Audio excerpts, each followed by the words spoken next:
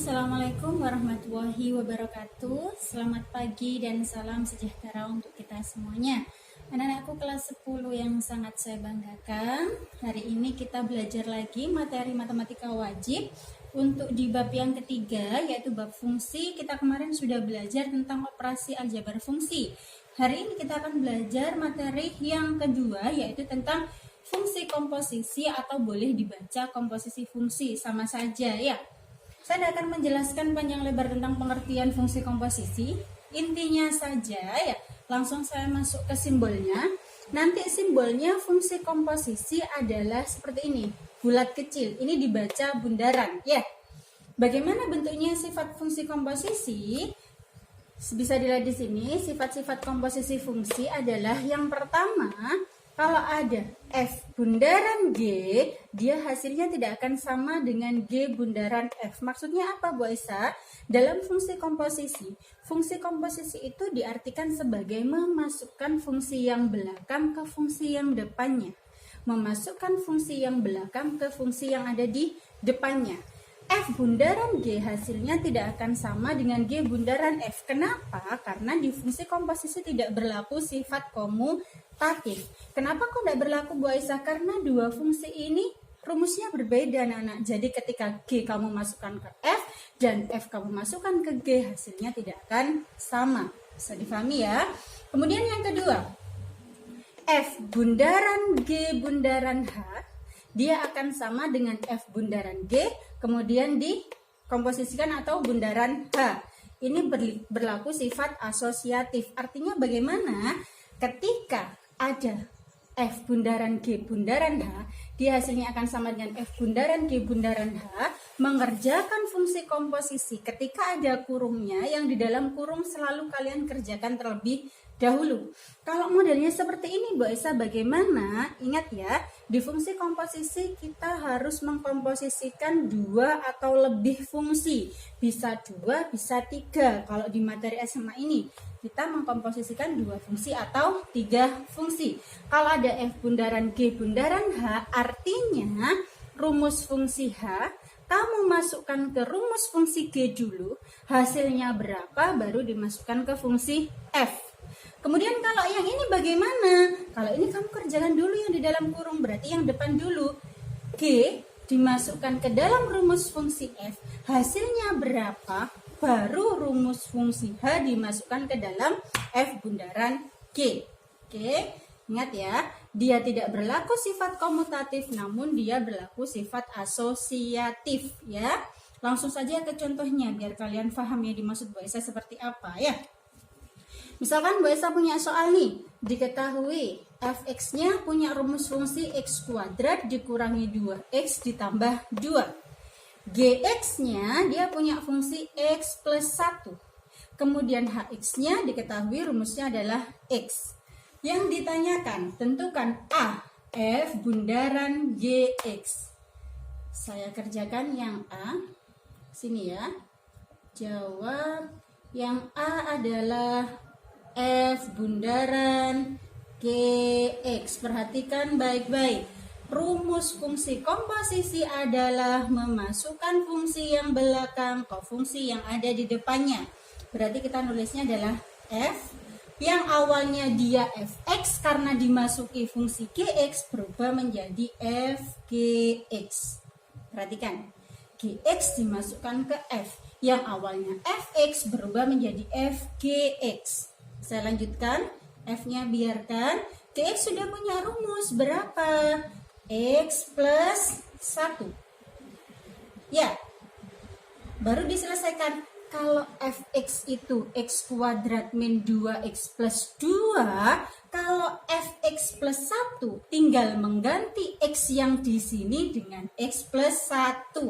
Perhatikan baik-baik. Berarti kalau ini x kuadrat berarti berubah menjadi x plus 1 kuadrat dikurangi 2x, berarti 2x nya berubah menjadi x plus 1 ditambah 2 sama dengan x plus 1 kuadrat. Hati-hati, ada fungsi dikuadratkan, jangan kalian ngerjakannya x kuadrat ditambah 1 kuadrat plus 1, salah ya.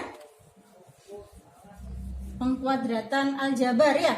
X plus 1 kuadrat, berarti kalian ngerjakannya kan bisa pakai cara yang ini, kayak kemarin. X plus 1 dikali dengan X plus 1. Ya, X dikali X, X kuadrat. X dikali 1 plus X, ini X kuadrat ya. 1 dikali X plus X, kemudian 1 dikali 1 adalah 1. Hasilnya adalah X kuadrat plus 2X plus 1. Ini yang benar. X kuadrat plus 2X plus 1. Oke. Kemudian min 2 dikali X min 2X, min 2 dikali 1 min 2 ditambah 2. Habis ya. Hasilnya adalah seperti kemarin. Kalau penjumlahan aljabar, kalian urutkan dari pangkat tertinggi ke pangkat terendah. X kuadrat ada temennya ya. X kuadrat. 2X dikurangi 2X. Habis ya. Plus 1. Sudah. Ini hasil dari F bundaran GX. F bundaran GX. Oke, sebelumnya sebentar ya. Ini adalah hasil dari F bundaran GX atau rumus fungsi dari F bundaran GX. Anak-anak, sebelumnya kalian di SMP juga sudah mempelajari bagaimana cara mengkuadratkan aljabar. Ya, mengkuadratkan aljabar kalau tidak mau ngitung satu per satu. Kalian punya rumus yang seperti ini kemarin. Kalau ada X, gini. Kalau ada A plus B kuadrat, rumusnya adalah A kuadrat ditambah 2 dikali A dikali B, 2AB ditambah B dikuadratkan jadi B kuadrat. Ini. Kalau Anda mau ngitung seperti ini, saya hapus ya. Kalau pakai rumus yang seperti di atas, rumus ini, ya, berarti nanti jadinya X plus 1 kuadrat. Ini A-nya, ini B-nya. A kuadrat berarti X dikuadratkan jadi X kuadrat. Ditambah 2 dikali A dikali B. 2 dikali X, 2X dikali 1, 2X. Ditambah B kuadrat. 1 kuadrat adalah 1. Sama hasilnya dengan yang ini. Jadi kalau Anda mau menghitung manual, tinggal pakai rumus yang ada di atas ini. Ya, ini juga sudah kalian pelajari di SMP. Oke anak-anak, kita masuk di contoh soal yang B ya. Kalian disuruh menentukan F bundaran G bundaran HX. Kalau kurungnya jadi satu seperti ini, mengerjakannya mulai dari yang belakang. G bundaran H dulu, baru hasilnya berapa dimasukkan ke dalam fungsi F. Kerjakan satu-satu dulu aja ya, biar kalian tidak bingung ya. G bundaran HX. Artinya memasukkan fungsi H ke fungsi G. Ini ya. Oke. Hanya sudah ada tuh. Apa rumusnya? X. Ya. G hanya HX-nya adalah X. Berarti GX-nya rumusnya X plus 1. Karena hanya juga X aja. Berarti rumusnya tetap GX. Jadinya adalah X plus 1. Bisa dipahami ya. Awalnya GX adalah X plus 1, HX-nya rumusnya hanya X ya, dimasukkan ke sini, tetap ya, rumusnya jadi GX, X plus 1. Bisa dipahami ya. Dari rumus G bundaran HX dimasukkan ke fungsi yang di depannya, berarti F, G bundaran HX. Ya, G bundaran HX-nya sudah ketemu nih, X plus 1, berarti F, X plus 1. Sama dengan X plus 1-nya dimasukkan ke dalam rumus fungsi F. Sama seperti tadi, hasilnya akan sama ya, kebetulan sama ya. Berarti X-nya diganti X plus 1 kuadrat dikurangi 2 dikali X plus 1 ditambah 2. X plus 1 kuadrat tadi hasilnya adalah X kuadrat plus 2 dikali X, 2X dikali 1, 2X ditambah 1 kuadrat adalah 1 min 2X min 2 dikali 1 min 2 plus 2. Ini habis, ini habis. Ketemulah X kuadrat plus 1. Kebetulan jawabannya sama dengan yang A ya. Bukan berarti ya jawabannya selalu sama ya. Kebetulan saja ini jawabannya sama ya. Oke, yang C sekarang.